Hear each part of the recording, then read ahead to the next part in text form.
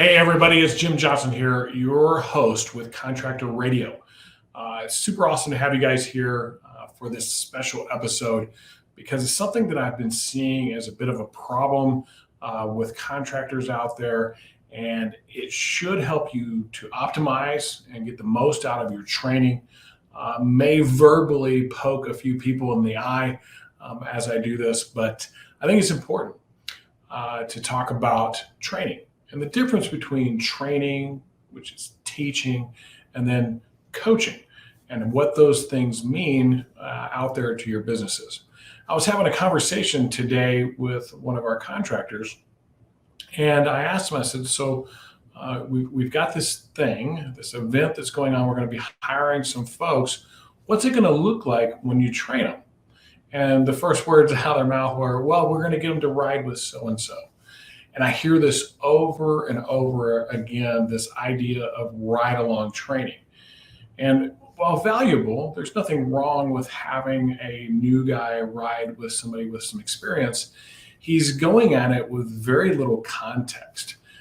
He literally showed up day one, and you're saying, hey, go ride with Bill and figure out what it is that we do, which is really not a very good approach, because what it does is it ends up causing this guy to have to learn over a long period of time, which defeats this thing that we discuss called time to money.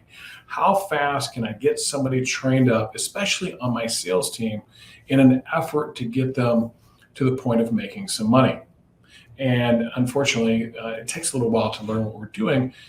And this all happened back many years ago as I was trying to figure out what to do with my own team. I hearkened back to some of my own previous experience and really found that what happened is I got a lot of training, I got a lot of teaching, and then I got a lot of coaching. Those two things are very different. Teaching is getting the information and then understanding why that information is important. And then coaching is helping hone that information, holding people accountable to what it is that they learned and executing it well while keeping them motivated on those fundamentals, building the skills so that they go out and execute well. Unfortunately, in our industry, we don't see too much of that in the home services world. And I think it's one of the big reasons why home service contractors fail to scale is they don't know how to do it. They don't know how to train somebody. They know how to show people what they've done, but that's not necessarily making it something that is valuable for that person to learn from. I've been very lucky. I've gotten to go to millions of hours of sales training, seminars, certification programs, but really and truthfully, most of all, reading. Spent a lot of time really reading, building this strong foundation of these skills that I can now impart to others to help them to become great salespeople. And us as leaders really need to take on that responsibility to get that information so that we can then train on it well. We need to have a format to what we're doing, a plan. This idea that we're bringing somebody into our world and we get this one opportunity to affect their entire future. Not just a job with us, but hopefully a career with us. And even if it's not a career with us, you're going to have an impact on their career in sales and possibly whether they decide to continue to do sales or not. So it's a huge responsibility. So what are we going to do first? What's the first thing? Well, we need to gain the skills ourselves. A lot of times we have learned from somebody else and we don't really know what it is that we're doing. We're just parroting. We're repeating back what we've heard before without any true understanding of why that thing may work. And so it can work for us after many experiences of seeing it and doing it, a lot of failing forward, trying things out to see what works, and maybe through our persistence and drive, we end up actually making it. But many years ago, I'm like, there's got to be a better way. I looked at what I had done before and said, hey, in our industry, if we bring that to the world, we can be very successful. And if you look around at the great contractors that are out there, they spend an enormous amount of time training. but they're not just doing, hey, this is how you do it. They're explaining why you do it this way and the psychology behind it, the science behind it, the art behind it, because there's so much of that that's nuanced that some of us may not really understand what that is that we're doing. So in order to help you guys maybe get some of this down, I want to share with you some of the things that have worked well for me, and hopefully they'll help you do well out there in the field, teaching and then training and then coaching your own teams. So first off, you got to get some great base knowledge. This idea that the person that's doing the teaching, you don't go to college and learn from a professor that doesn't know what he's talking about. He doesn't understand the nuance, the full and true understanding behind what it is that he's teaching. He knows it inside and out, backwards and forward, and he really is a resource in just about any question he can probably answer. And if he can't answer it, he knows where to go and find it. So he's got an extensive amount of schooling, training, reading, courses, all types of things to get to this point to where he is. And we're really lacking in that in our world. Whether we're the entrepreneurial leader or the sales leader in our company, what real skill do we have? Yeah, we've gone to some conferences and listened to some guy that sold $1 million or $2 million or $10 million or whatever the number is, but that guy doesn't know how to teach either. He actually knows how to sell. And those are two very different things. Very few people that can actually sell can teach it, which is a unique talent that you have out there that anybody can actually learn, though. It is a skill. Some of us are naturally talented at sharing information, but learning how to teach people is a skill. Number one thing above and beyond all things, start reading every book you can and listening to every podcast you can about sales. Try to listen to the ones that are more related to your particular niche. In other words, get the information that you need. Pick out the folks that resonate with you as far as sales leaders. There's a lot of great ones out there. Brian Tracy, Zig Ziglar, Tom Hopkins, Grant Cardone. I mean, there's all kinds of them out there that are pretty good at what they do.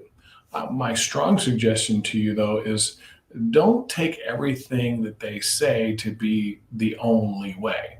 Pull the good pieces in that fit your culture and your value system, and then start to teach others what those are.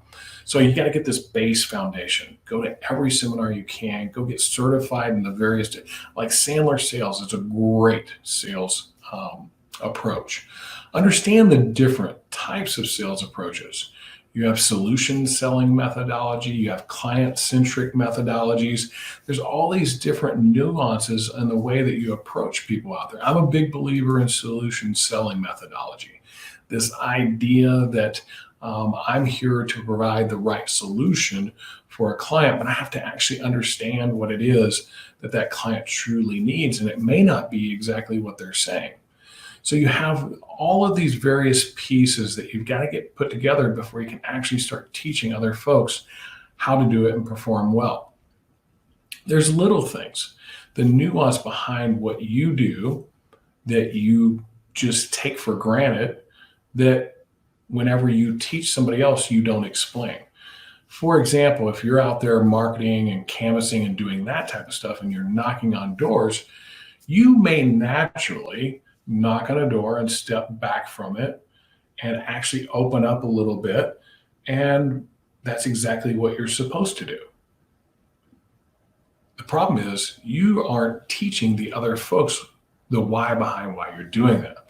This nuance, that stepping back, blading your stance and opening up to that client instead of being squared up to that client makes a huge psychological difference in how the very first piece of that action is going to go.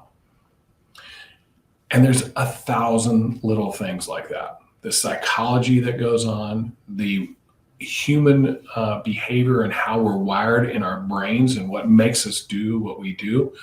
Understanding incentive. There's all these little things that we really need to teach people to allow them to be great coaches themselves. So Become a master of your craft. Start reading. Read everybody you can. Start following the people that you have some respect for. Ask others, now, why did you do it that way? Don't just listen to the words they say, but pay attention to their body language, the way they use their hands, the way they stand, the way they smile, the way they have their shoulders back and are confident, versus the alternative, which is to just be you sometimes. We need to understand that there are certain ways that we hold our bodies and hold our actions and do the things that we do that are going to have a huge impact on your success of being a great salesperson or not. And it will have a bigger impact on those that are teaching you to be able to share that information in a way that you understand it. So that's thing one. Get all the knowledge that you possibly can, and not just the information, but why am I doing that information? Is it because this is psychological? Is this something that's human behavior? Is this something that's technique or tactic? Why am I doing what I'm doing when I'm doing it? And how does that play with the rest of what I'm doing in my particular position, whether that's sales or anything else? Now, once we have that piece of what we need to go out and teach people, we need to be organized. We need to actually have a format to what we're doing whenever we teach somebody. And we want to make sure that we teach people quickly with great skill so that they can learn it, embed it, and make it real out there in the world. This idea of ride-along training, if you really think about it, I'm going along to listen to you present to somebody else, and I'm going to listen, hopefully retain some of that, and then try to parrot, mimic, or repeat that whenever it's my turn to do it. Well, unfortunately, when it comes to auditory learning, we only take in about 10% of what we hear. Like if you're listening to this on a podcast right now and you're totally focused on it, like you don't have any other distractions, and you walk away from this, you're going to retain about 10%. And every day for the next 5 days, you'll lose about 2% of that until you're down to 2% total that you've learned from this podcast that you're listening to, unless you take some notes while you're listening to this podcast. Take some notes while you're listening to this podcast, your retention level almost triples. You'll retain almost 30% of what it is that you learned. Now, without any reinforcement, it will dwindle over time because our human mind, the way it works is what's important is important right now in the present. If that thing's not present consistently, it's no longer important. And that's why training repetitively is so valuable. That's why those large companies that you see out there who are uber successful doing like billion-dollar numbers in the home service trades train every day. They train every day. That keeps it top of mind, keeps it repetitive, embeds it into them, and they know what to do when they're actually out there in the field. But so many of us, if we're lucky, train once a week. Most of the time we train when something's going wrong and we need to like tune people up. We're not really training people in a way that serves them well. So on that side of things, this idea of having a format, I need to build a little bit of an outline, hopefully a training manual, something that you can actually give to people, but don't start there if you don't already have it. Start with an outline. Hey, we're going to talk about the history of our company. We're going to talk about the culture of our company. Then we're going to talk about what it is that we're doing and why we're doing it the way we're doing it. Then we're going to start getting into the meat of the matter, exactly how to have that first interaction or generate a lead, how to answer or knock on a door and have that first interaction with a client, whether that be canvassing or on an appointment. What's the first words that somebody's going to say? And I'm going to have them do it after I teach them how to do it. I'm going to show them, I'm going to role play it, I'm going to talk about why I'm doing it. Then they're going to practice and role play it and give it back to me. And they're going to keep giving it back to me until they're good at it. And then the next day I'm going to have them do it again, and they're going to struggle with it if they didn't practice and embed it. So I'm going to remind them to practice while they're at home. And then I'm going to go through each stage of what it is that I need them to do. And ideally, your focus, those first 3 to 5 days maximum, is what do I need to do to get the information into this person's head that gives them what they need to be successful to the point of getting a signature, because a signature on a contract means money. Time to money is important. If we can share what that contract actually means to them financially, they're more likely to do it in the future. So I have to have a format. You guys can build your own. You can work with us as a contractor coach for a client. We help people build those all the time, but I have a format that walks it through exactly in order, step by step, from start to the point of getting a contract signed. So we're practicing a door knock, we're practicing an appointment interaction, we're practicing an inspection, we're practicing the discussion after an inspection. We're practicing all of those things to the point of getting a signature, presentation, expectations, all these things that need to happen to get somebody to say, yes, I would like to be your customer. Once we get that kind of trained up, we're going to be able to get them out in the field quicker. Now, some pointers on that that I think would be valuable to you is, if you're planning on scaling your business, why just train one person at a time? First off, if you're training one person at a time, you're their only peer. And so you're going to be working with them 100% of the time. But if I train two people at the same time and I have some fallout, that's okay, because I probably have one that stays. But while they're together, the two of them are practicing with each other, which takes some of the load off of me. Also allows them to be more comfortable, because they're going to be working with somebody that they feel has their own skill level. Whenever you're working with somebody that you feel is a master or somebody that is more skilled than you, you're a lot more uncomfortable, you're intimidated. And we got to work this slowly up the ladder to the point of where, hey, I'm the master now, I want to teach you. This concept of having multiples in your training works in a variety of different ways. It takes a little bit of the load off of you, because once you've taught, now they can practice together. It also creates a bit of competition between the two, because one wants to do better than the other, and they're going to kind of battle each other through it. They're also going to learn from each other. Learning from each other is going to be really important. Hey, man, it's like, they will not ask you questions. They're not going to say, hey, I don't understand that, because they don't want to look stupid. Even if you tell them, hey, no such thing as a stupid question whenever you're teaching and coaching. But they will ask the other guy, hey, remember when he said that over there? What exactly, how did you do that? And so there's going to be a relationship there that builds.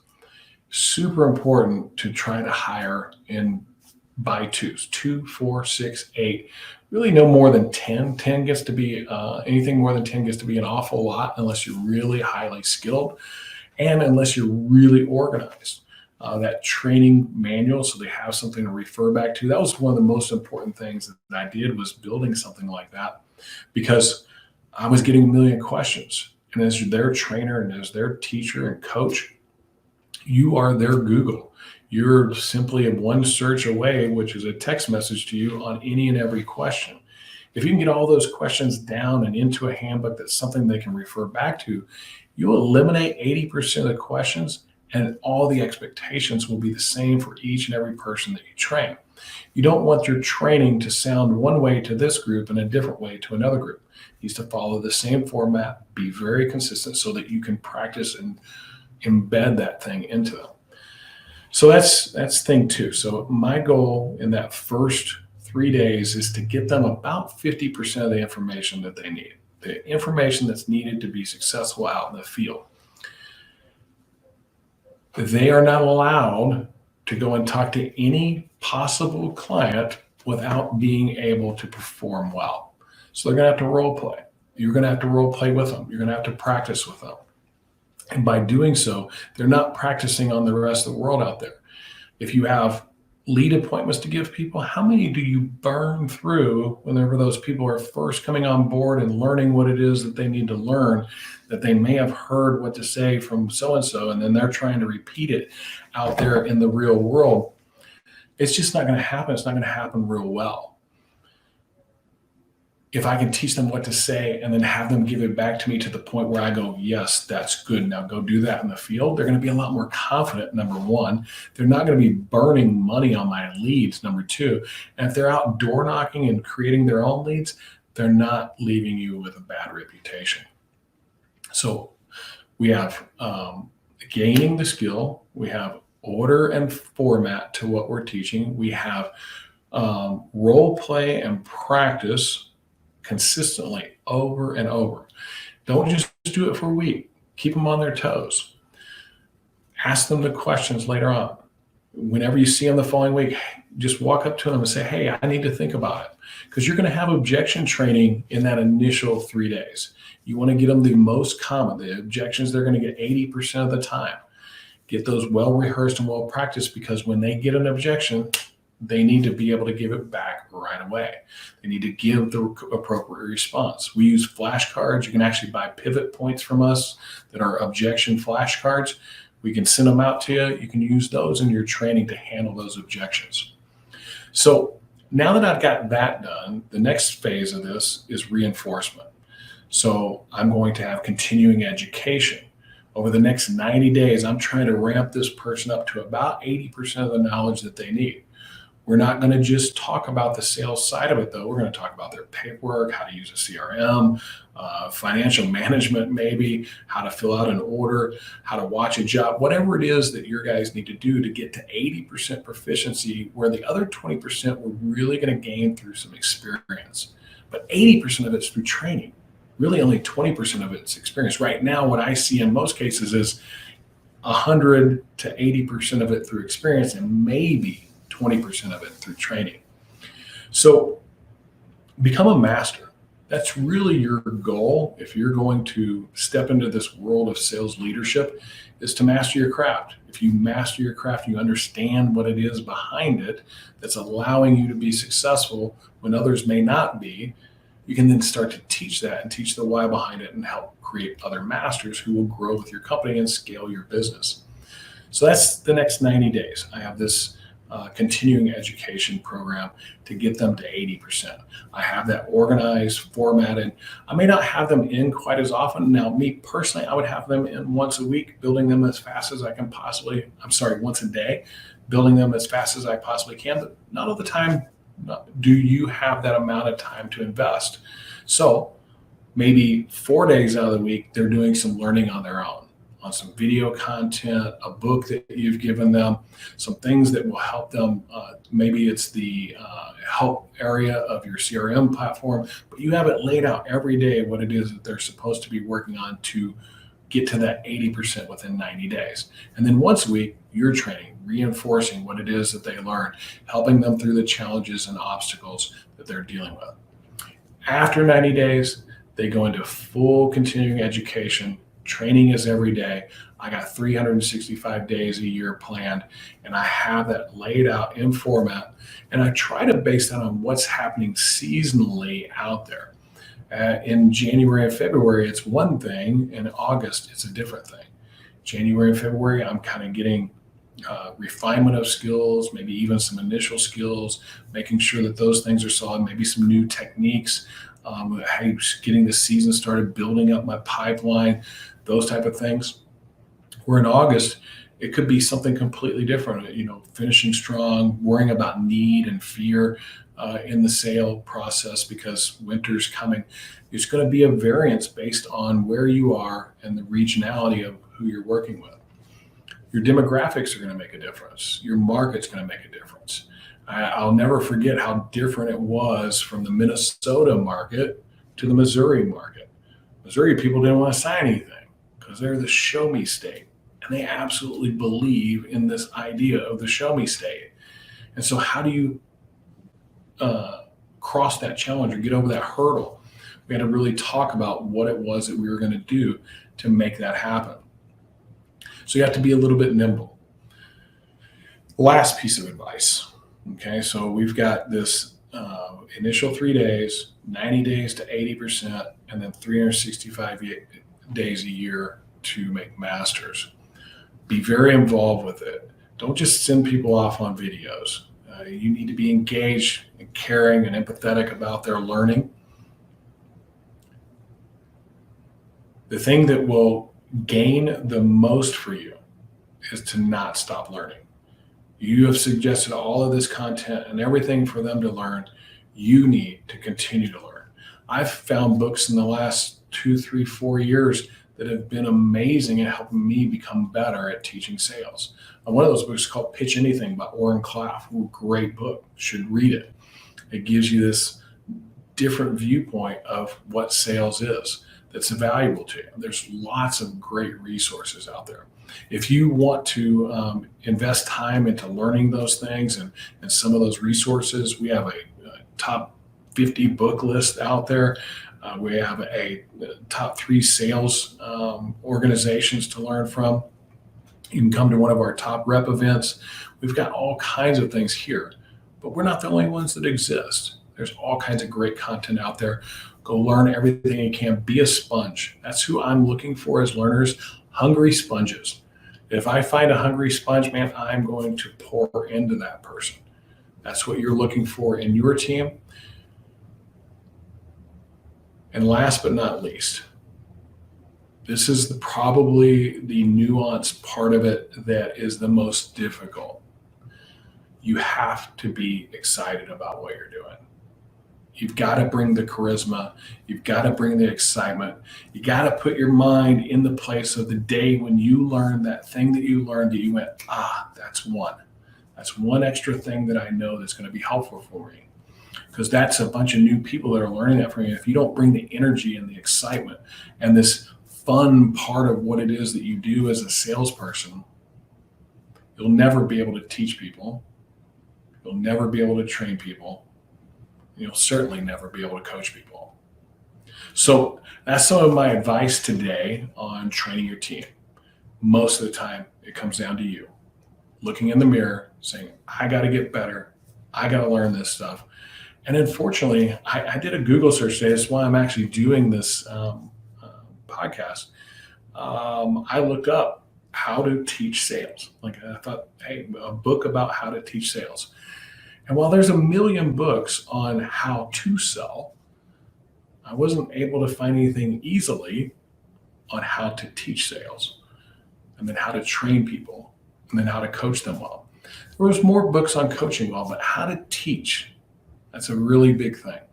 This idea of gaining the knowledge, understanding the why behind that knowledge, building a curriculum, following that curriculum, being consistent with it, and reinforcing it. That's the key. Reinforcement, reinforcement, reinforcement. That's why practice is so important. That's why sports teams practice every day. That's why you should practice every day and be involved with your team when you do so. That's our episode for Contractor Radio this week, Training to Win. We got to train ourselves first so that we can train others well. Thanks a lot for hanging out with us on Contractor Radio today. If you're looking to get control of your business, grow your business, and find that personal and financial freedom, check us out at contractorcoachpro.com. You can take our contractor assessment, kind of tell you where you are as a contractor. You can actually get a free coaching call with us if you like to go over that assessment, and we'll give you 2 or 3 things that you could do right away to have a massive impact on your business. We look forward to seeing you on one of our free coaching calls anywhere on our social platforms. We appreciate you hanging out with us here on the airwaves today, and maybe on video on YouTube. Love doing this. It's cool. Put some feedback in there today. If you liked what it was, the idea that not having a guest and just kind of talking plain about some of the deficiencies that we have and this idea of training, I may do some more on it and break it down into a little bit smaller pieces and get refined on it if you guys are interested. Thanks for being with us today. We'll see you on our next episode.